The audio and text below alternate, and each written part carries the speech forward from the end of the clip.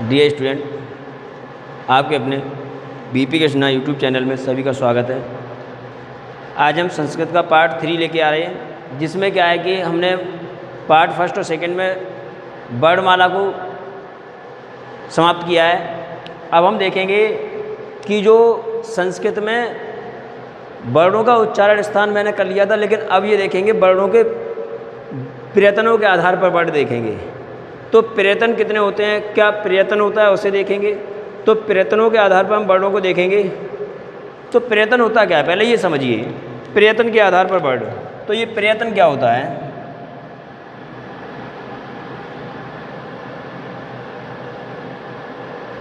प्रयत्न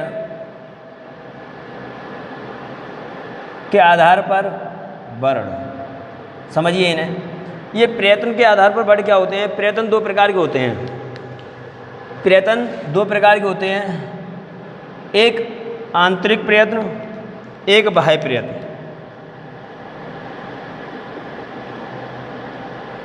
आंतरिक प्रयत्न और एक होते हैं बाह्य प्रयत्न। क्या होता है आंतरिक प्रयत्न। जैसे कि मान लो कि मुझे टेट का पेपर, मुझे टेट की पढ़ाई स्टार्ट करनी है। अब पहले हम इस चीज़ को कहेंगे कि हमें आज चलो संस्कृत पढ़नी है, तो पहले हम क्या करेंगे, मन के अंदर सोचेंगे किसी बात को, तो उसके बाद फिर उस काम को करेंगे। तो अंदर जो सोचना होता है कि पहले हम सोचेंगे हमें आज पढ़ना है, कौन सा पाठ पढ़ना है, तो पहले मन में विचार आएगा। जो अंदर जो विचार आते हैं उसे आंतरिक प्रयत्न कहते हैं। और जब हम उस काम को करने लगते हैं, जब बाहर निकल के आ जाता है, जैसे हम किताब रख के पढ़ने लगते हैं, तो उसे हम बाह्य प्रयत्न कहते हैं। ये बाह्य प्रयत्न हुआ। जैसे कि अगर आपको परीक्षा देने जाना है, तो मन में होगा कि सुबह उठना है, परीक्षा देने जाना है, मन में जो बातें मन रही है वो क्या है, आंतरिक प्रयत्न। और जब सुबह आप उठ करके तैयार होकर के परीक्षा के लिए चलने लगे, जब जा रहे हैं, तो क्या हुआ, ये बाह्य प्रयत्न। जैसे कि जब हम वर्णों को बोलते हैं और बोलने से पहले जो मुख के अंदर भावनाएं होती हैं, उन्हें हम आंतरिक प्रयत्न कहते हैं। वर्णों को वर्णों के उच्चारण से पहले जो मुख के अंदर प्रयत्न होता है, उसे हम आंतरिक प्रयत्न कहते हैं। और जब वो वर्ड हम बोलकर बाहर कर देते हैं, तो उन्हें हम कहते हैं बाह्य प्रयत्न। इस प्रकार से तो अब बात आती है कि आंतरिक प्रयत्न कितने होते हैं और बाह्य प्रयत्न कितने होते हैं। तो आंतरिक प्रयत्न होते हैं आपके 5 प्रकार के। 5 प्रकार के होते हैं आंतरिक प्रयत्न। आंतरिक प्रयत्नों के प्रकार 5 होते हैं और बाह्य प्रयत्न होते हैं 11 प्रकार के। बाह्य प्रयत्न होते हैं 11 प्रकार के और आंतरिक होते हैं, अंदर कम होते हैं। आंतरिक जैसे किसी चीज़ को सोचना है तो कम ही सोचना है। जैसे कि हमने संस्कृत को पढ़ने के लिए विचार किया, तो मन में तो कम सोचा कि हमें संस्कृत पढ़ना है आगे, बस इतना सोचा। गए टेबल पे रखा, बुक खोली, फिर पढ़ना शुरू कर दिया, पढ़ते रहे। तो ज़्यादा समय तक जो हम प्रयत्न करेंगे वो बाह्य प्रयत्न करेंगे। इसलिए बाह्य प्रयत्न जो होते हैं वो 11 प्रकार के होते हैं, आंतरिक प्रयत्न 5 प्रकार के होते हैं। हम इन्हें पढ़ेंगे आज अच्छे तरीके से। इससे पहले कल मैंने आपको महेश्वर सूत्रों को पढ़ाया था। महेश्वर सूत्र क्या होते हैं। महेश्वर सूत्र 14 होते हैं। उन महेश्वर सूत्रों को याद होना चाहिए। अगर महेश्वर सूत्र नहीं है आपको याद, तो आप ये नहीं कर पाओगे आंतरिक प्रयत्न और बाह्य प्रयत्न।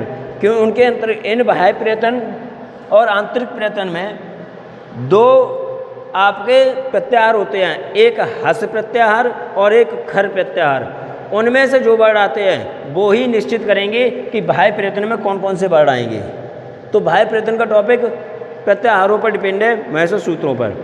देखिए, हमने कल बताया था आ ई उ ड़, रि लृ क, ए औ चा, ऐ औ ऐ औ, ए ओ गा, ऐ औ चा, हय बरट लड़ यमंग गणनम झवय गढ़ धस जब गढ़ दस खफ छठ थ चट तव कपय सा रा और हल। ये 14 महेश्वर सूत्र हैं, इन्हें याद करना तो जरूरी है। अब हम पहले पढ़ेंगे बाह्य प्रयत्नों को, फिर पढ़ेंगे आंतरिक प्रयत्नों को। तो हम पहले बाह्य प्रयत्न के आधार पर पढ़ेंगे कि बाह्य प्रयत्न क्या होते हैं। बाह्य प्रयत्न देखें,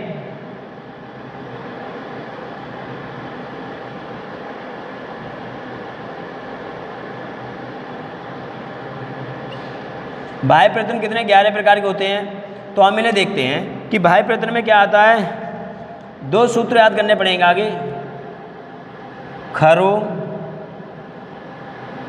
बेवारा खरो विवारा श्वासा अघोष अघोषाश्च खरो विवारा श्वासा अघोषाश्च। इसमें क्या है कि जो खर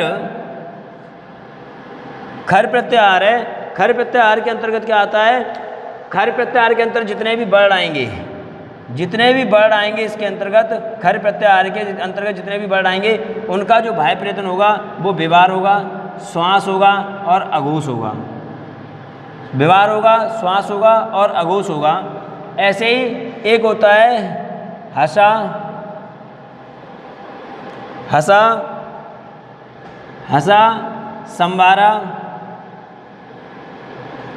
संवारा नादा घोषाश्च। तो नादा घोषाश्च का मतलब हो जाएगा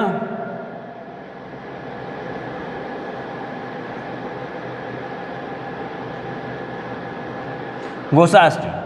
अब हम देखें कि हस संवारा नादा घोषाश्च, तो हस प्रत्याहार के अंतर्गत जितने भी वर्ण आएंगे, हस के अंतर्गत जितने भी वर्ण आएंगे, इसके अंतर्गत जितने भी वर्ण आएंगे उनका बाह्य प्रयत्न होगा संवार, नाद और घोष। ये आएंगे तो खरो विवारा श्वासा अघोषाश्च, खरो विवारा श्वासा अघोषाश्च, हसा संवारा नादा घोषाश्च, हसा संवारा नादा घोषाश्च। अब इसे देखो याद करना है, खरो विवारा श्वासा अघोषाश्च, हसा संवारा नादा घोषाश्च। इन्हें याद करिए। हसमीस होता हस प्रत्याहार के अंतर्गत संवार जो वर्ण होगा उसका बाह्य प्रयत्न हो जाएगा संवार, नाद और घोष। अगर खर प्रत्याहार के अंतर्गत जो वर्ण आएगा उसका हो जाएगा विवार, श्वास और अघोष। अब हम देखते हैं इन वर्णों को, अगर इनमें एक सूत्र याद करना चाहते हो तो कर लो। यहाँ से हा उठा लो, यहाँ से देखो, यहाँ से पहला बार उठाओ स, यहाँ से ना उठाओ स ना, और यहाँ से घो उठाओ सनागो। सही है। सनागो का मतलब क्या हो जाएगा कि हसा, जैसे ये रहा, एक सूत्र बना लो, सा उठाओ यहाँ से और ना उठाओ यहाँ से और घो उठाओ यहाँ से, सनागो, और यह हो जाएगा सनागो हसा। मतलब सनागो के अंतर्गत हस प्रत्याहार, जो ये सनागो, हस में क्या आएगा संवार, नाद और घोष, संवार, नाद और घोष किस में आएंगे, हस प्रत्याहार के अंतर्गत जो वर्ण आएंगे उनका बाह्य प्रयत्न होगा संवार, नाद और घोष। बचा हुआ विवार, श्वास और अघोष किस में आ जाएंगे, खर में। अब हम बात करते हैं इनके लिए आपको क्या करना पड़ेगा कि इनके लिए आप देखते हैं क्या कि जैसे ये खरो विवारा श्वासा अघोषा, हसा संवारा नादा घोषाश्च, इसमें हमने बताया था हस प्रत्याहार और ये खर प्रत्याहार। तो हम देखते हैं खर के अंतर्गत कौन कौन से महसूस सूत्र आते हैं और हस के अंतर्गत कौन कौन से आते हैं। तो जरा हम लिखते हैं पहले, जैसे हस प्रत्याहार के अंतर्गत लिखते हैं। हस प्रत्याहार के अंतर्गत कौन कौन से वर्ड आते हैं जरा देखते हैं, बोलिए, पढ़िए कल की तरह। ह या व, हा से शुरू हो गया, ह या व र ट, स फिर क्या है लड़, है वरट लड़, फिर क्या होगा यम, या मंग ग ड़ न और म, ये एक सूत्र हो गया। यमंगणनम, जबय झा और भा और या, जबय घड़ धस, घ ढ धा और स, ये वाला सा आएगा घड़ धस। और उसके बाद बनती है लास्ट आपकी लाइन जब गढ़ दस, ज ब ग ड़ द स, ये हलंत है। जबगढ़ 10, ये आ गया आपका जबगढ़ 10। तो इसमें क्या है कि हम जबगढ़ 10 पढ़ेंगे। अब इसमें क्या है देखो, हा का यहाँ से हा उठाया और मैंने क्या बताया था, अंतिम वाला वर्ड लिया जाता है कौन सा, ये हलंत। तो इससे कौन सा प्रत्याहार बन गया, हस प्रत्याहार बन गया, नहीं आ गया। इनमें से कौन कौन से, ये वाला वर्ड, ये वाला वर्ड, ये वाला वर्ड, ये वाला वर्ड और ये हलंत वाले किस वर्ड से लोप हो जाते हैं, किस सूत्र से, हलंत्यम का। अगर पूछा जाए हलंत्यम वर्ड का जो लोप होता है वो किस सूत्र से होता है? तो मैं कल बताया था आपको, तस्य लोपा, तस्य लोपा। तस्य लोपा सूत्र से क्या हो जाता है? तस्य लोपा सूत्र से हो जाता है क्या? इन जितने भी हलंत वर्ण हैं, इन हलंत वर्णों का लोप हो जाता है, इनका कोई, इन्हें गिना नहीं जाता है। कल मैंने बताया था वीडियो में।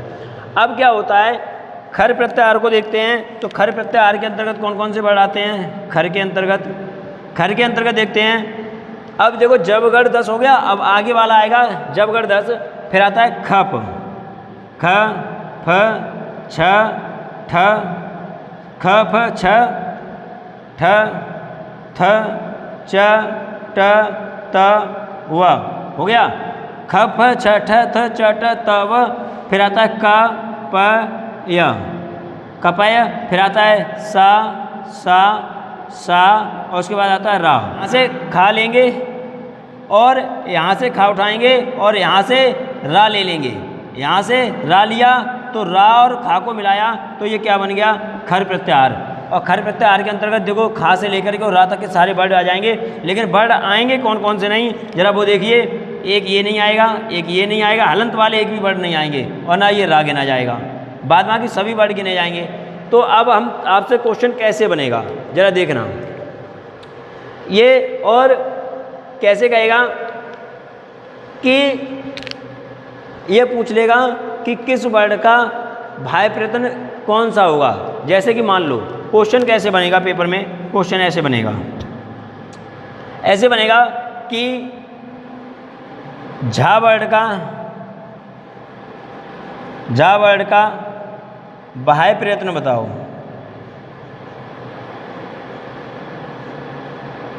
क्या होगा? ये क्वेश्चन पूछेगा तो आप बता दीजिए झा वर्ड का बाह्य प्रयत्न क्या हो जाएगा। अगर आपसे पूछा जाए झा वर्ड का बाह्य प्रयत्न क्या होगा तो बताइए। झा वर्ड देखिए किस में आता है, तो आपको बोलना पड़ेगा जब कौन सा, ये वाला देख पढ़िए, हय अवरट लड़ यमंग गणनम झबय, झ आ गया, झबय झबय या गढ़ 10, जब गढ़ 10। तो जब गढ़ 10 आएगा, ये वाला सा नहीं, ये वाला सा, जब गढ़ 10 वाला। तो इससे पहले आ गया झा। तो आपको ये पता है कि हस प्रत्याहार सूत्र के अंतर्गत आया, हस प्रत्याहार में झा आया है। तो हस में कौन सा आएगा? सनागो। हमने एक सूत्र लिखा था यहाँ पे, क्या नाम लिखा था उसका? सनागो। सा फिर ना फिर घो, सनागो हसा। ये मैंने सूत्र लिखा था अभी। सनागो हसा से क्या हो जाएगा? झा वर्ड हस प्रत्याहार में आता है तो क्या लिख देंगे। अब हस प्रत्याहार में कौन कौन से भाई प्रयत्न होते हैं? संबार, कौन सा हो जाएगा? संबार होगा। नाद इसका भाई प्रयत्न होगा, और घोष होगा। घोष हो गया। कितने हो गए? संबार, नाद, घोष। अब ये एक चीज़ और है, अल्प प्राण और महाप्राण।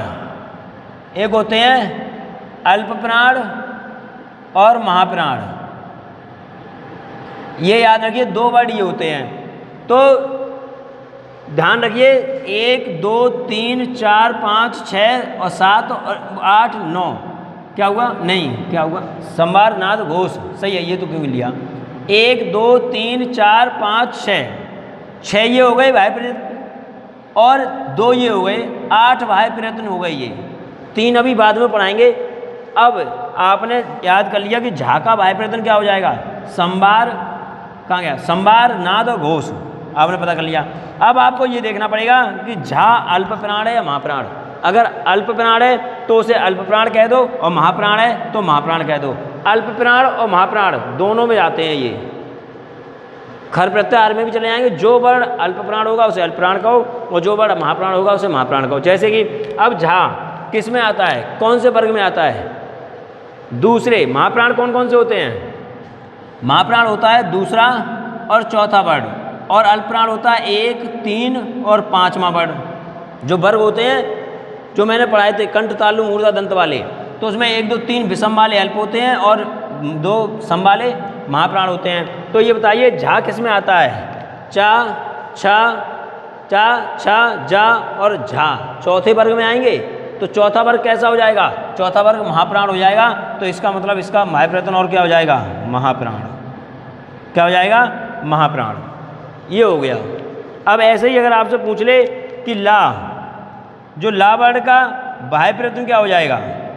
ला वर्ड का भाई प्रत्यय, तो हाया बरट, टा को नहीं गिनेंगे, हाया बर लड़, तो ला आ गया ना, तो हस में आ गया हाय बरट लड़, हा और सा में आ गया तो हस प्रत्याहार के अंतर्गत आया। तो हस में हस का क्या होता है, सनागो, संबार, नाद, फिर घोष। अब ये अदा हा किस में होगा, या ला किस में आएगा, ला किस में आएगा, अल्पप्राण है महाप्राण, सभी अंतस्थ या व रा और ला क्या होते हैं, अल्प प्राण होते हैं। तो इसमें क्या आ जाएगा, ये अल्प प्राण, क्या हो जाएगा, ये अल्प प्राण हो जाएगा। अगर इसी तरीके से देखा जाए,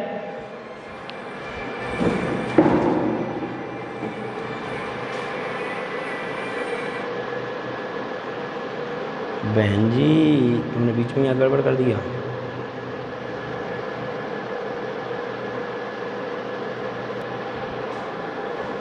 क्या होता है कि हम देखें कि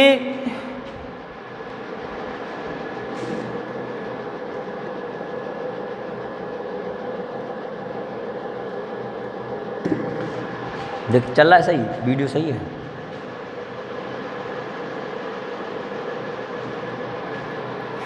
जैसे हम देखें क्या है, ला, तो लावड़ क्या हो गया, हस के अंतर्गत आता है, संबार नाद घोष हो गया, और ये लावड़ होता है हया बरट लड़। अब ला आता है अंतस्थ श्रेणी में, या व रा ला, तो अंतस्थ श्रेणी सभी वर्ड अल्प प्राण होते हैं, तो ये अल्प प्राण में हो गया। ऐसे ही अगर आपसे पूछ ले कि था का भाई प्रयत्न बताइए तो क्या हो जाएगा, तो था को पढ़िए, हया बरट लड़ यमं गड़ नम जबय गड़ दस जब गड़ दस। जब गड़ दस के सातक अगर आया क्या, था वर्ड नहीं आया, फिर आगे पढ़ते हैं। अब खा वाला शुरू हो जाएगा, ख फ छ ठ थ आ गया, ख फ छ ठ थ आ गया, तो किस में आ गया, खा वाले में आया, और खा का मतलब होता है खर प्रत्याहार में, खर प्रत्याहार में। और खर का क्या होता है, खरो विवारा श्वासा अगोष्ठा, खरो नादा, खरो संबारा नादा अगोष्ठा। खर का भाई प्रत्यय क्या होता है, खर का भाई प्रत्यय होता है विवार, क्या हो जाएगा, विवार श्वास, खरो विवारा श्वासा और अघोषा, अघोष हो जाएगा। देखो खर प्रत्याहार का क्या होगा, विवार श्वास और अघोष, ये तीन हो जाएंगे, विवार श्वास और अघोष। अब ये देखो, ये था अल्प प्राण है या महाप्राण है, था अल्प प्राण है, तो किस में आएगा, ये देखो क च किस में आएगा, पापदंग फाफल बाबरिया बावटी माँ नहीं आया, ता तकली था तन, था दूसरे में आया, तो दूसरा कैसा है, महाप्राण आ जाएगा, तो ये किस में आ जाएगा, महाप्राण में, महाप्राण में आ गया। इसी प्रकार आपसे फिर पूछ ले, अगर आपसे पूछ ले चा का भाई प्रत्यय क्या हो जाएगा, तो आप बताइए किस में आएगा, हया बरट लड़ यमं गड़ नम झबय गड़ दस जब गड़ दस गड़ दस जब गड़ दस नहीं आया। फिर ख फ छ ठ त च, खा वाले में ख फ छ ठ त च, तो खर प्रत्याहार में आ गया। खर का भाई प्रत्यय क्या होता है, विवारा, खरो विवारा श्वासा अगोष्ठा, खरो विवारा श्वासा अगोष्ठा। खर का मतलब प्रत्याहार, और विवारा विवार श्वास और अघोष, ये क्या हो जाएंगे आपके, और अघोष हो गया। अब उसके बाद देखिए, अब चा है कैसा वर्ड, पहला वर्ड है चा, पहली वर्ड में आ गया, और पहला तीसरा पांचवा क्या होता है आपको बताएं, अल्प प्राण, तो ये किस में आ जाएगा, अल्प प्राण में। इस तरीके से आप क्या निकालोगे, ये इनके भाई प्रत्यय और भाई प्रत्यय ज्ञात कर सकते हो किसी भी वर्ड के, लेकिन याद रखने का खर प्रत्याहार और हस प्रत्याहार, कौन सा वर्ड किस प्रत्याहार में आता है, और इन्हें याद करना पड़ेगा। खरो विवारा श्वासा घोष्ठा, हसा संबारा नादा घोष्ठा, सनागो याद रखो, संबारा नादा घोषा अष्टा हसा, समझ में आया। तो इस तरीके से ये हो जाएगा। ये थे आपके, अगर और देखना चाहते तो और भी देख लो, जैसे कि मान लो कुछ भी मान लो, जैसे कि आप मान लो दा दबात, मुझे नहीं पता कहाँ है, पढ़ेंगे हया बरट लड़ यमं गड़ नम झबय गड़ ध स, गड़ ध स नहीं हुआ, गढ़ दस नहीं हुआ, जब वो जब गढ़ दस, जब गढ़ द मिलेगा तो हस प्रत्याहार में आएगा। तो हस का क्या होता है? हसो संबारा नाद घोष, हसो संबारा नाद घोष। और क्या हो जाएगा? द कैसा प्रयत्न है? भाई प्रयत्न। और कैसा है? तो पहला पढ़िए, त थ द। तीसरा आ गया, और तीसरा कैसा है? आपका अल्पप्राण। तो अल्पप्राण का मतलब क्या हो जाएगा? यहाँ पे ये आ जाएगा अल्पप्राण। याद रखिए, 3 1 2 3 अल्प में 3 अक्षर हैं, तो तीनों विषम लाइन है, सीधी खड़ी वाली तीनों विषम लाइन है। 3 अक्षर है, 1 2 3, तो 1 2 3 तीनों कैसी हो जाएंगे? अल्पप्राण। और 2 के 2 अक्षर हैं तो सम है, तो सम क्या हो जाएगा? 1 और 2, तो दोनों सम लाइन है, कैसी हो जाएंगी? महाप्राण में। आगे की बात हम करें, इसी प्रकार से आप निकाल सकते हो। अगर ऐसा ही मान लें हम किसी का, जैसे मान लो ठा का भाई प्रयत्न क्या हो जाएगा?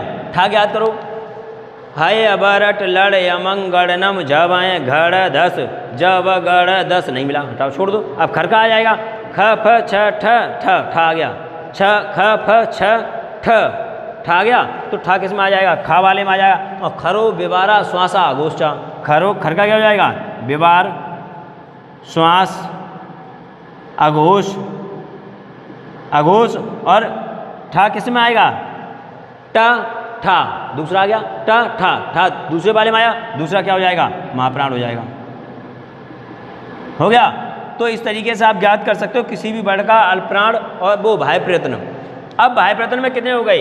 1 2 3 4 5 6, 3 ये और 3 ये, 6 हो गए। और एक ये हो गया, एक ये हो गया, कितने हो गए? 6 2 8 हो गए। अब बचे 3, क्योंकि इनकी संख्या कितनी है?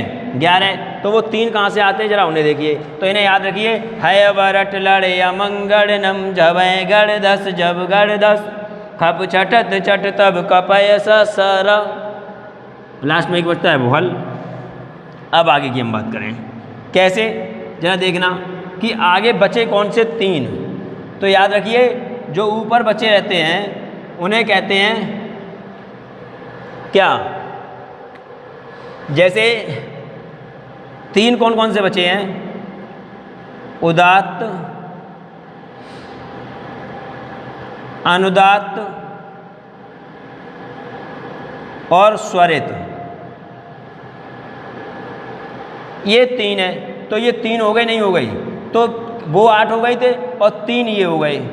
तो उदात्त, अनुदात्त, स्वरित, उच्चय उदात्ता, निश्चय अनुदात्ता। सही है। मुख के ऊपरी भाग से क्या बोला जाता है? उदात्त। मुख के नीचे भाग से क्या बोला जाता है? अनुदात्त। और स्वरित जो बोला जाता है मुख के मध्य वाले भाग से। इसलिए इन्हें कहते हैं उदात्ता, अनुदात्ता, स्वरित।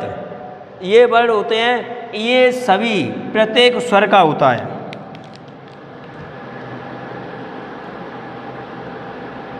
ये भाई प्रयत्न प्रत्येक स्वर का होता है।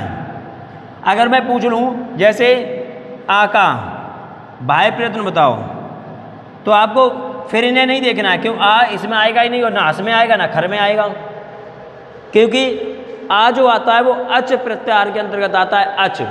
अच स्वरों को अच कहते हैं। अच के अंतर्गत सभी स्वर आते हैं, मैंने कल बताया था। जैसे अयोड़ा, रेलिका, एओंगा, अयौचा। हो गया। अब ये नहीं आता है, अगर कोई भी स्वर होता है तो आप सीधे कह दो कि इनका जो बाह्य प्रयत्न होगा वो उदात्त भी होगा, अनुदात्त भी होगा और स्वरित भी होगा। प्रत्येक स्वर का उदात्त होता है, अनुदात्त भी होता है, स्वरित होता है। प्रत्येक स्वर होता है वो उदात्त भी होता है, अनुदात्त भी होता है और स्वरित भी होता है। जैसे कि मान लो कि ऊ का बाह्य प्रयत्न बताओ, तो ऊ का बाह्य प्रयत्न क्या बताओगे आप? कुछ मत बताओ। ऊ का भी उदात्त होगा, ऊ का अनुदात्त भी होगा और स्वरित भी होगा। जैसे ई का मान लो, तो ई का बाह्य प्रयत्न क्या हो जाएगा? ई का भी बाह्य प्रयत्न जो होगा वो उदात्त होगा, अनुदात्त होगा, स्वरित होगा। ए का बताओ, तो ए का भी बाह्य प्रयत्न उदात्त होगा, अनुदात्त होगा और स्वरित होगा। इससे क्या निकला कि प्रत्येक स्वर का बाह्य प्रयत्न उदात्त, अनुदात्त व स्वरित होता है। 11 हो गए। इन्हें याद कैसे करना है तो वो देखो, मैं आपको बताऊं कि कैसे याद करोगे। प्रत्येक हो गया, अब इन्हें कैसे याद करना है। तो 11 कैसे होते हैं, अगर इन्हें लिखना चाहो तो इस तरीके से लिख सकते हो एक टेबल में। कैसे लिखना चाहो वो देखो। खर प्रत्याहार यहाँ पे लिख लो। कैसे, यहाँ लिख लो खर और यहाँ लिख लो हस प्रत्याहार। कुछ भी लिख लो जो तुम्हारी मन की बात हो। ये खर हो गया, ये हस हो गया। तो अब यहाँ लिखो हसा संबारा, हसा खबो खरा है सॉरी खरा विबारा, खरो विबारा, विबार क्या हो जाएगा श्वास, और क्या हो जाएगा खरो विबारा श्वासा, और अघोष अघोष। और इसका क्या हसा संबारा नादा घोष, हस का संबारा नाद और घोष, 3 और 3 6 हो गए। यहाँ पे लिख लो अल्प प्राण, अल्प प्राण, और यहाँ पे लिख लो महाप्राण। हो गया।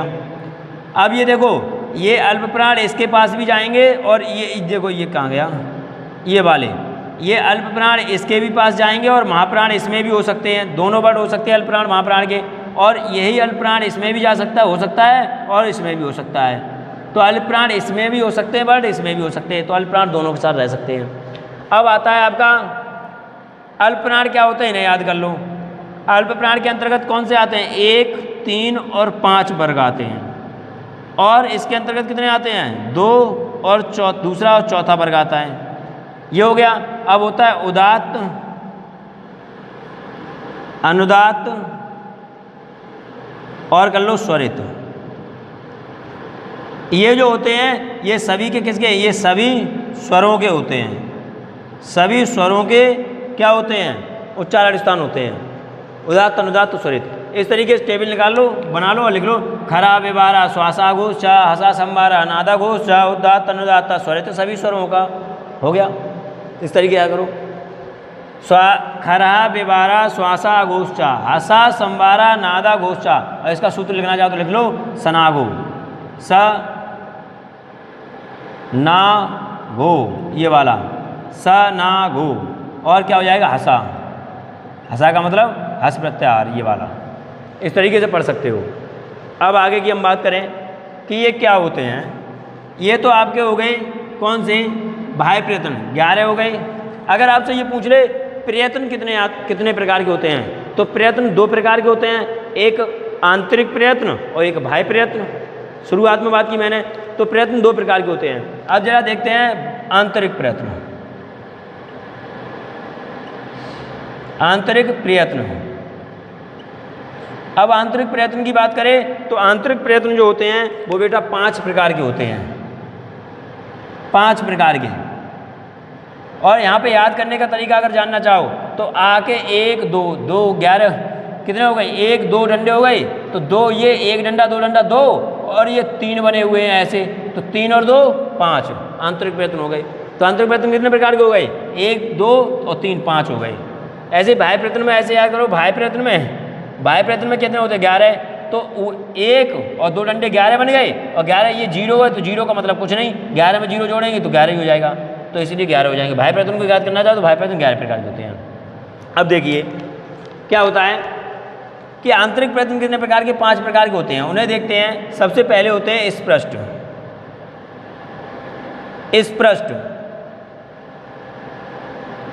स्पष्ट होता है पहला आंतरिक प्रयत्न होता है स्पष्ट, और स्पष्ट के अंतर स्पर्श का मतलब लिख रहे हो,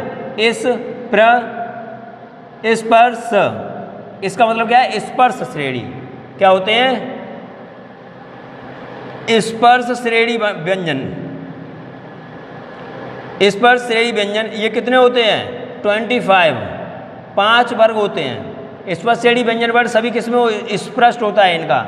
जितने भी का से, काद्यो माँ बसाना, मैंने बताया था काद्यो माँ बसाना, का से लेकर माँ के बीच में जितने भी वर्ड होते हैं वो क्या होते हैं, स्पर्श होते हैं। तो उन वर्णों को, जितने भी का से माँ के बीच के वर्ड होंगे वो क्या कहलाएंगे आपको, उनका जो प्रयत्न होगा वो आंतरिक प्रयत्न होगा, और वो क्या होंगे, स्पष्ट कहलाएंगे, स्पष्ट। अब हम देखते हैं इसके बाद स्पष्ट हो गया। अब हम देखते हैं अंतस्था, ईसत स्पष्ट, ईसत स्पष्ट, स्पष्ट, ईसत स्पष्ट। ईसत स्पष्ट में क्या हो जाएगा? ईसत स्पष्ट में देखिए क्या हो जाएगा कि ईसत स्पष्ट, ईसत स्पष्ट के अंतर्गत आते हैं आपके कौन से वर्ड आते हैं? आपके आते हैं अंतस्थ, अंतस्थ वर्ड आ जाते हैं सभी। अंतस्थ वर्ड आ जाएंगे कि ये कितने होते हैं? 4 होते हैं। कौन कौन से होते हैं? या, वा, रा और ला। ये क्रम याद रखना बेटा, या, वा, रा, ला। ये क्रम पूछा जाता है पेपर में कि पूछ लिया जाए कि अंतस्थ का क्रम क्या होगा। अंतस्थ वर्ड है 4 ऑप्शन में ऐसे अदल बदल के दे देगा, तो या, वा, रा, ला, हा, या, व, र, ट, लड़, तो हो गया। क्रम से ये होगा। अब दूसरा होता है ईसत विव्रत,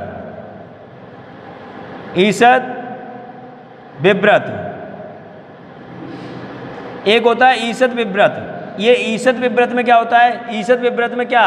स्पर्श व्यंजन आ गए, उसके बाद अंतस्थ आ गए। ईसत, देखो स्पष्ट, ईसत स्पष्ट हो गया। ईसत विव्रत, ईसत विव्रत में स्पर्श होगा, स्पर्श हो गए, अंतस्थ हो गए आपके यावार आला। और ईसत विव्रत का मतलब होता है आपका कौन सा बचा? ईसत विव्रत में इसके बाद आते हैं ऊष्म व्यंजन। ऊष्म व्यंजन आते हैं तो ऊष्म व्यंजन कितने होते हैं? 4 होते हैं। कौन कौन से होते हैं? सा, सा, सा और हा। ये 4 व्यंजन वर्ड होते हैं, उन्हें क्या कहते हैं हम? ईसत विव्रत, खुला हुआ। ईसत विव्रत में हो गए ऊष्म व्यंजन। देखो स्पर्श, फिर अंतस्थ, फिर ऊष्म, स्पष्ट, ईसत स्पष्ट, ईसत विव्रत हो गया। अब हम बात करते हैं विव्रत और समृत। 2 वर्ड बचते हैं, विव्रत, विव्रत। अगर पूछा जाए विव्रत क्या है? विव्रत के अंतर्गत विव्रत आंतरिक प्रयत्न जो होते हैं, विव्रत एक आंतरिक प्रयत्न है विव्रत। तो विव्रत के अंतर्गत क्या आते हैं? सभी स्वर। क्या आते हैं? सभी स्वर। सभी स्वर विव्रत के अंतर्गत आ जाते हैं, जैसे आ से लेकर के और बड़े ओ तक, ये आ से औ तक आ जाते हैं। एक होता है बेटा समृत, लास्ट वाला है, एक होता है समृत। इसे गौर से समझना, ये पेपर में इंपॉर्टेंट है पेपर की दृष्टि से, क्योंकि इसी में से क्वेश्चन पूछा जाएगा। अगर पूछा जाएगा भाई प्रयत्न तो वो आंतरिक प्रयत्न के बारे में पूछेगा, तो यहाँ से कैसे।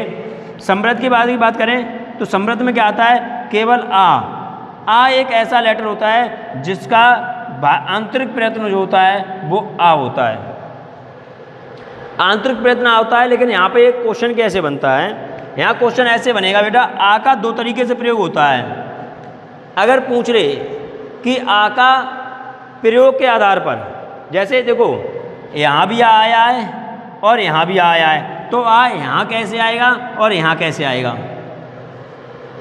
समझ में आया कि आ यहाँ कैसे आया? यहाँ भी आ रहा है मास्टर साहब कि सर यहाँ भी विव्रत में भी आ रहा है और यहाँ भी आ रहा है, तो ये दो तरीके से कैसे आ रहा है? तो इसमें क्या होता है, अगर प्रयोग के आधार पर, अगर प्रयोग के आधार पर देखा जाए तो ये आ किस में आ जाएगा? समृत में। अगर आ की बात की जाए तो ये आ अगर प्रयोग के आधार पर पूछ रहे तो ये समृत हो जाएगा। आ प्रयोग के आधार पे, प्रयोग के आधार का मतलब होता है उच्चारण, उच्चारण होता है प्रयोग का मतलब। तो उच्चारण के आधार पर अगर पूछ रहे कि आ का उच्चारण के आधार पर या प्रयोग के आधार पर आ का आंतरिक प्रयत्न क्या हो जाएगा? तो आंतरिक प्रयत्न समृत हो जाएगा। अगर आपसे पूछ रहे प्रयोग के आधार पर आंतरिक हो गया। अगर आपसे पूछ ले प्रक्रिया के आधार पर, अगर आपसे पूछ ले कि प्रक्रिया के आधार पर, अगर प्रक्रिया के आधार पर पूछ ले व्याकरण, जैसे प्रक्रिया का मतलब व्याकरण, व्याकरण के आधार पर, सही है। प्रक्रिया के आधार, प्रक्रिया का मतलब होता है व्याकरण के आधार पर या प्रक्रिया के आधार पर आ का, प्रक्रिया के आधार पर आ का आंतरिक प्रयत्न क्या हो जाएगा? तो आंतरिक प्रयत्न हो जाएगा बेटा, तब इसका आंतरिक प्रयत्न ये हो जाएगा विव्रत। ये है। अगर पूछ ले कि प्रक्रिया के आधार पर आ का आंतरिक प्रयत्न क्या हो जाएगा? विव्रत। अगर पूछ ले प्रयोग के आधार पर, उच्चारण के आधार पर, प्रयोग के आधार पर आ का आंतरिक प्रयत्न क्या हो जाएगा? तो समृत। प्रयोग का मतलब होता है प्रयोग करते हैं ना, जैसे बोलते हैं प्रयोग करते हैं, प्रयोग का मतलब उच्चारण होता है, और प्रक्रिया का मतलब इसे प्रक्रिया में लेके आना, तो व्याकरण की दृष्टि से तो इसे कहते हैं व्याकरण। के आधार पर इसका आंतरिक प्रयत्न हो जाएगा विवृत। क्वेश्चन कैसे पूछेगा? क्वेश्चन ऐसे पूछेगा कि मतलब क्वेश्चन ऐसे आएगा कि या का प्रयत्न क्या है, या का आंतरिक प्रयत्न क्या है। तो या का आंतरिक प्रयत्न क्या है? ईसद स्पष्ट। अगर पूछ लेगा सा का आंतरिक प्रयत्न क्या हो जाएगा?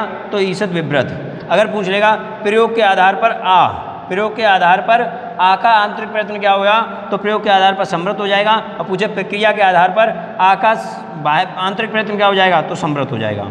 यह पूछेगा व्यंजन का से लेकर माता के पा का आंतरिक प्रयत्न क्या हो जाएगा? तो स्पष्ट हो जाएगा।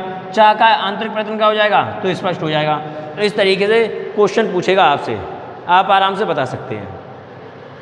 यदि वीडियो पसंद आया हो तो शेयर सब्सक्राइब अवश्य करें। थैंक यू, धन्यवाद।